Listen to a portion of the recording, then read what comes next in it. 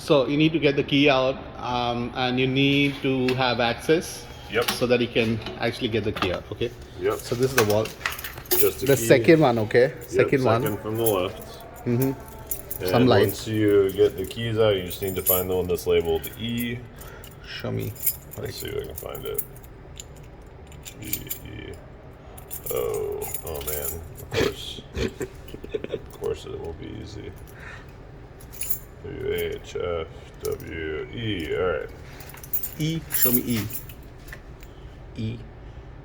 Yeah. Okay. E. Got it. So let's go ahead and lock this back up for now. And then should be deadbolted. Apparently someone was fighting at 4:30 a.m. last night, and I woke up and I just didn't have the energy to write a spicy email. Just be careful and turn on the light. A lot of lights. Oh, there's a lot of space here. And then you just want to come over to the NVR console and turn on the monitor. Yep. You want to tell them about the mouse and the keyboard thing? There's no keyboard, just a mouse. Only mouse. Only and mouse. Right click, left click. Right click, left click, that's pretty much all you need. That's all you need. Okay. And then Is it locked right now? Yeah, so right now it's locked, so if you try to right click, Okay. it will ask you to do a pattern. So this is the pattern.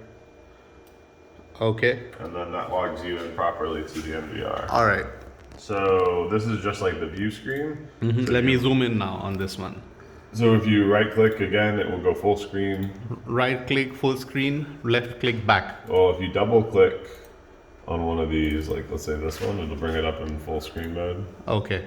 The right click just brings you in and out of full screen. Okay, got it. Nothing too crazy. All right. And then you can double click again and it'll go back. So to come back to this menu, which is the icon that you click, this one? What, this? Yeah. That's the one. Okay, got it. Yeah, this is the one we're currently on, which is just the live view. Okay. Was the second one? This one is the playback tab. Playback, This okay. is where you'll probably spend all of your time Okay. capturing footage.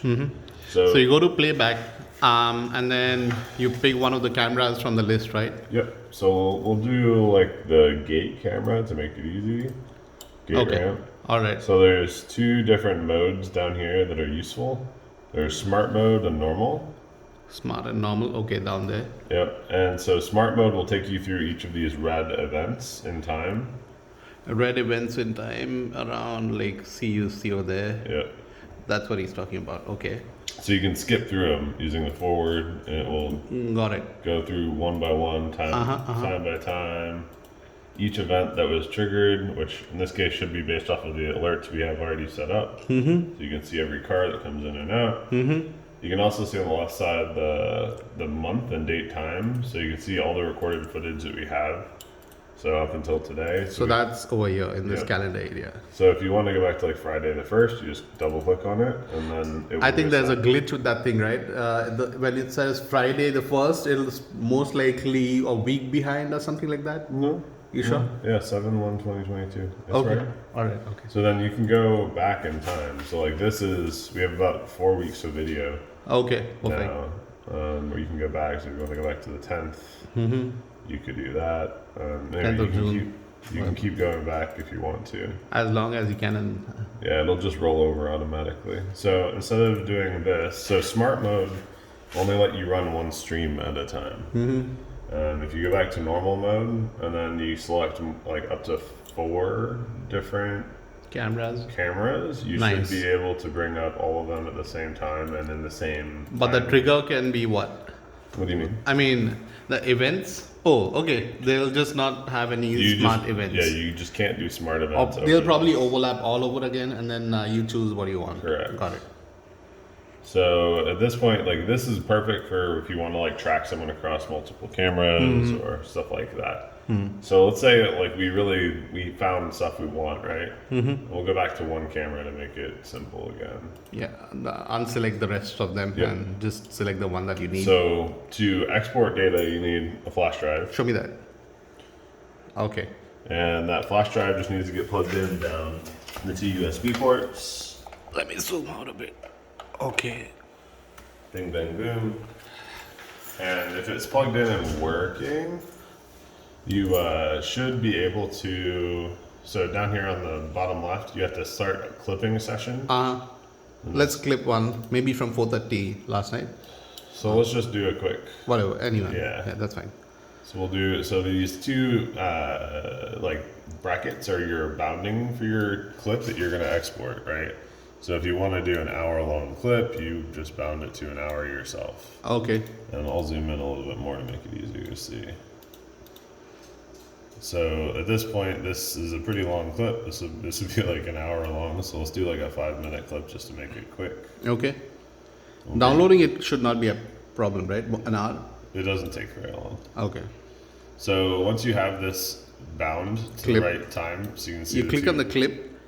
You first of all need to go and replay.